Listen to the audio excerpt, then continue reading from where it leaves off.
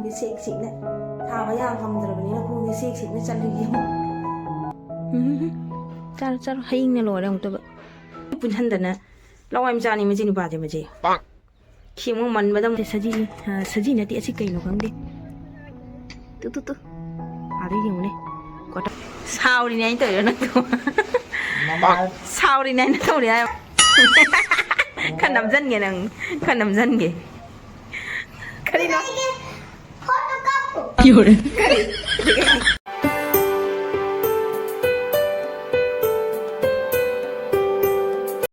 Hi guys, good morning. Welcome back to my channel. Ngasi hajik nungthangneabako ado I hajik sisiga jerum thonge tawri nahanagi nga chaba yadana leramado du ngasi nungthangse nga tangdoineabako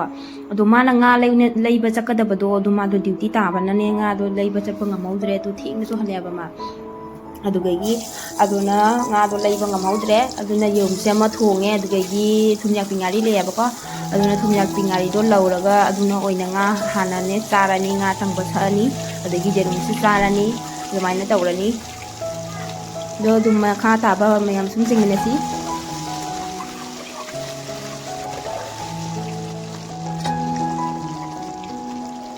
my god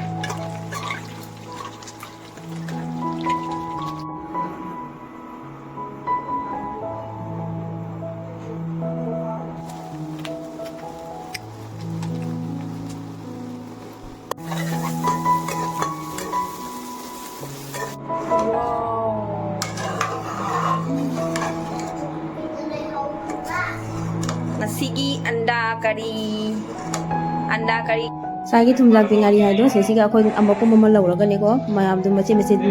jenare amepi leire sida chak leire ngasai gi aina baroda plau thongi bako adusu leire adu jerum thongba leire sini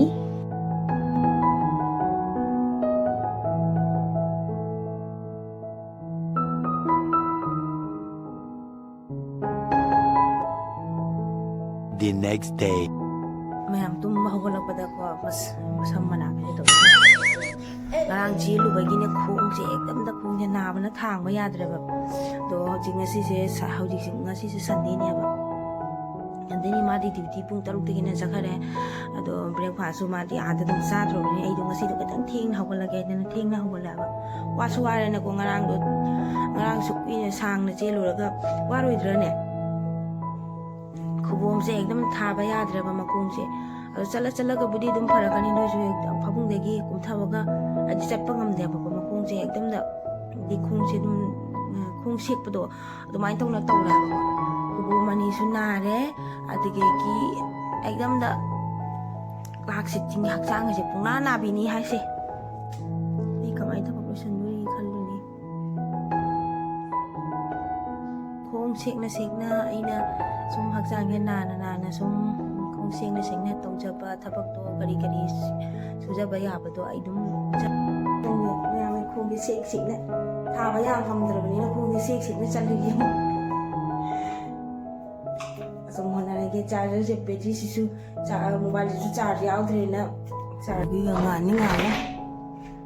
as tawi numi thoklem mi tawsiu chari phawung ka chari tawi jong ma chakhi bagi ising thami ne na vegetable sida yam tamna somno sanjana ge I know you told your friend you're not okay and tell me what's wrong and why you never said you felt that way and guess you're trying to thabak losan ba loraga matungda ruja thokna ruja loraga digagi laiduk sumung thado kotokna tawre aina phi phau thokpada akoi si thangnariba hambagi to leirambadudi chakhare ba posting chakhare moidi tang 13 da chakhibani abako adu matungda atopa makhung lai aba ado ma nepi to na aina phi phau thokpadu gaina sawari wari digi dum tawba ju ngarang do sumaina chilubadigi makhung se nare khole na habdu chappa ngamda hadu to mana mangona mu play map tai gi rai nai adu bagi leiraga di khapiro ai da mu to pire adu mana si mu che pibire express se adu chai jipudi chai san gi rai na khatai sal le ba do khangde nga leiraga di kamai warakpa ji tai raga su dum pak sak jang nam di pha tabna sum breakfast ki tayari sangot pa horage samji ju dum do e di samsi shortly samsi aigi sigi tawaje manase tekhre adum manase kuidi kuida ba mase dum aina ne kana takpada mukna takpado mati sum no magi ka papanga da sondala ba yani ado sai sigi adu tekhre kaido bano sita khane lokthokre manado budi ado sidum sidi yaine ko sidi na ba duna sidi siga da adum sidi nari haji phawbudi ngasi hojikse ai budi breakfast kya tawningdre chaningdre ichanu pangi bread omelette oina hobirage sira sanda phangba bread ni khaibo ma chana lo khare ado si di khara leiri ado siga dingi ki jerum ga tawraga omelette tawraga hobirage bread omelette tawna sida leire bread chima yamna budi charoi ani tang num chararani ado se jerum se thuga daga hapchalage aigi ado aigi selfie stick do thamgada do mo selfie stick su tekhre abago ichanu pa na thude khare ichanu pa na thude pi kare ichanu pa lamin bai ichanu pa man lai gi sene thude pi kare aigi selfie stick su ado aine mapa da laga smai tawi ba ko pari se tamba mane yam pharabani da lai dai ichanu pa gi breakfast sangom siga tawraga se putok pi rage table da thambi rage to ma kawru gi ma son da thangna ba se ge chakhare abago to ma kawru gi sit lai de ai mop se su pi thok pi ru gi ge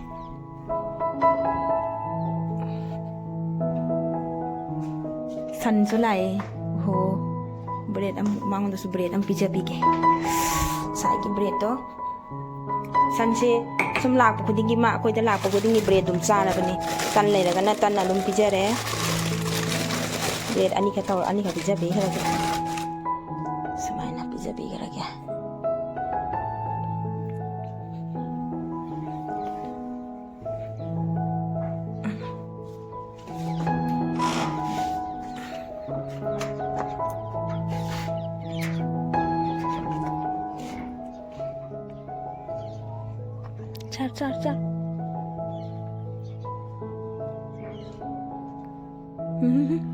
char char haing na lo rong to ba che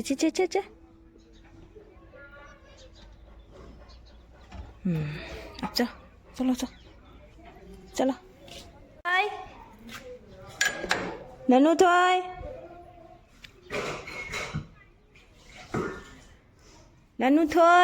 हाँ जी कहाँ है क्या कर रहा है देखिए आ जाओ breakfast कर लो ये सैंडल क्यों लेके ये आंटी की है ये क्या है मम्मा? ये मुंह पे ये मुंह पे लगाई? हाँ लगा ले क्या? चलो फिर जरूरत पड़ेगा तो ले सकते क्या? हाँ मुंह मम्मी की पेट दर्द कर रही है ना इसमें लगाए हैं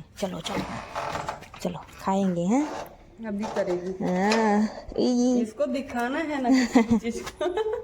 मैं भी ऐसे ही करती थी बचपन में हाँ ऐसे छुपा के रखती थी हर चीज अच्छा बाबू से सारे बच्चे ऐसे होते हैं। चलो क्या अच्छा चलो ब्रेकफास्ट चाबा लोरगा कोन से फेंगदो खतोंना तौरे अदो मैम से कहीं बोतल हापी से कहीं हाइबदा मागी इसिंग से मथकता अदि तब से की तारकबा इसिंग से मथकता कनो मथकता तायबको अदुगी दमकता इन बोतल से असांग से तौरगा हापचलगा सुमाय तोना मयाई ता हालकबनियाबा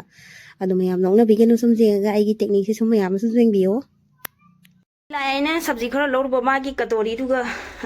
मागी गमला दुगा सब्जी दु लोइना सुमाइना मचो तौना यो लाबको अदोदे इन सुमाइना खख तौना जो मजो मसाई साइड थमजबजे मा लोई पुनहंदना लवाइम जानी मजी नुपाजे मजी खिमु मनबदा मोई मतम संगनी आबसे सी फदिगोम गा दिगेगी असि तोंगा साई तका हापते ने मकुतोन चोको तोरगा खबों सोना जो ना हापचले अइना साई थमजरे माना ओलगा फलादा ओलगा साई थमगदा दो माना चपुन नोइना नफु हापचले से लवाइम जा तनीने मैम से खंदोखिगे लंच की चाक थोंगे तौरे अदो से खामेन से लौरे खामेन से इरोंब तौरनी दुंगरांगी जिरुम थोंब खरा लेयाबको अदो ngaraंगी जिरुम थोंबद असिगि खरागा देगी इरोंब से तौरा चानी तो आतो खरबसे आदा मोय थबक सुब खरदी मोय से अखोगी राउंड से कनो से क्वार्टर एरिया से असिगी क्वार्टर एरिया से असि खाजन बेगी दमकतने ग्रीन क्लॉथ से खादोइना बा दु खाबगी दमकत मोय से กันมายามไรดมยามเนี่ยเขาจิตุ้มเขาก็ตุ้มหัวเด็กเขาก็หลับไปแต่เนี่ยก็ข้าจันนั้นเวลาแม่บ้านมายามจะซื้อจริงอะไรกันจริงเนี่ยเด้อนะมามังดาลักดีกี่แค่นู้นนะคารัมบัดลักดีแค่นู้นนะคารัมบัดตัวตัวฮัจิโรยเป็นมากรีนคลอธเช่นสมัยตัวข้าจันกันแล้วก็ada udah pas saji nanti asyik kain lokang deh tuh ada yang mana kotor maning dah saji budi nanti apa kok si maci pandai apa ada saji tu main tahu bani sih mau di nil gaya ada nil gaya di oi deh bani ada si saji sunati apa kok sih mixing na udah bang sari tu saji cari mayam lay apa sugum base ko ado se sigadi dum quarter gi area sing manung sigadi jam pak sang na dum thuk ta ba amani kha dum ai nam thuk lay ba tu sajik chai jing du tu berapa thuk le ancha khare tu jing du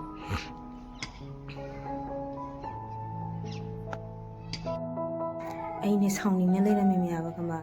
ai nu pa na video nam si ja de nam si ha na ja da ba ni ai na ma wa da ha ba ne ba video se patang khatang na min na si video na min na se na ma ya de ba video se nam ba che ba ngasi si sa de ba do di sounding ne su ha kap tho le ma ya ba hajik ta pa te gi ni akoi mi yam pham na wari sana ba de gi hajik ta le ya ba ko adu dum me yam che pun khara ga ne halak ning de dum wari sana na sum le bi matam chaki ba khangau de pum mam khare loi na mam khare tau chang hajik pung tare ta re ba do thi ngai na do ba lai khong chik ne sing na khong si wow ngasi gi nung thang gi jang je di haw ra ni e kai nga no se ha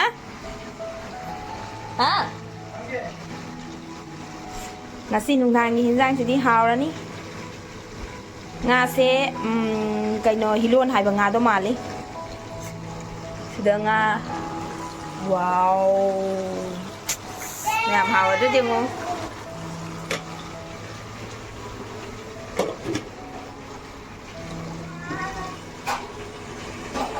sao đi này anh tự nó sao đi này nó tôi đi ai mà sắc tuổi hả sao giờ đi đi cái này tôi đây bạn năng như sao giờ đi đây bạn năng nằm muốn cái gì năng nằm muốn cái đầu gái nó cho nó lấy qua thôi cho nó ngasi di ai nu panas nyang tung thôi nè nghe nga tôi nghe Papa. OMG nhầm tani ngona si do kui de nga to sarak ta bakwa sani ngona lo re kan nam dân nghe nang kan nam dân nghe kan nam dân kari hai đó kari nó Yaudah. Itu segala ini, tuh minggu itu sepi tuh ini apa kok? Tuh minggu itu bagi saya kai tuh i, saya ngah tuh tengah nak kado itu segala ini ngah. Em, hao cái gì không em? Thì phải đi om thạc cái đầu anh đi phải đi om thạc tôi đi. Saya ngah thùng một đôi rồi khang chứ ôi nó đúng bút thôi đấy. Rồi ở coi ông ghi hình dạng này xí xí. Thao yam yam này bác adu na dung jang do dum kita tak na dum o ne na puthore adige gi asisi na ngasai nga ha pu bagi pukham ne ba ko adu dum aina thao su me ama tole dum phengdo roi ge dum se dum char su jar ne na puthora bani imai cha gi ni si pulla bani adige gi sidana ame pi me na ba ma lai re adige sigi sia kobi ko na ma su yaw re adige gi cinema gi ni akoi machi da ne thum je yaw ga za da di ni hina dia ba ko dum habit oigre hainabi oigre do ngasi gi nungdangi chak jangsi ore Bang torasi. khang khum zen ngi phom tan law ba ma sa ma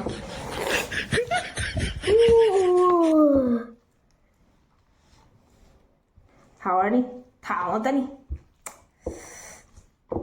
thảo đi nghe Mama ingin diilau. Ilaki, mana mau ilaki. Mama, ini jangan.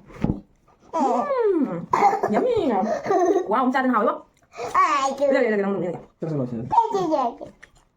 Ôi, chú chơi. Đây cái nào? Ay, sudah. Gimana mamanya pusalo? Cek, ilagay mamanya lagi. Tahu. Wala. Ngay lagi ko. Thang tadi ngomong ngasih thang tuh ikut na. Thang tadi.